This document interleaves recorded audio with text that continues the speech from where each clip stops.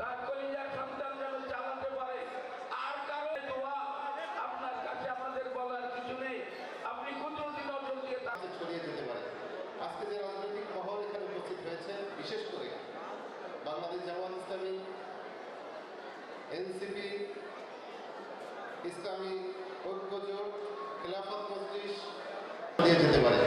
আজকে যে রাজনৈতিক মহল এখানে উপস্থিত হয়েছে, বিশেষ করে বাংলাদেশ জামাত ইসলামী, এনসিপি, ইসলামী ঐক্য জোট, খেলাফত মজলিস, সব রাজনৈতিক মহল, বিএনপির নেতৃত্ব তো আছেই, সব মহল যেভাবে আমরা একত্রে এক টেবিলে বসে আজকে ইফতার মাহফিল করছি, আলোচনা করছি, আমাদের মধ্যে দৃঢ়তার কোনো ঘাটতি নেই। যে সম্পর্ক আমাদের বিনির্মিত হয়েছিল 25 বছর আগে থেকে, সেই সম্পর্কের ধারাবাহিকতা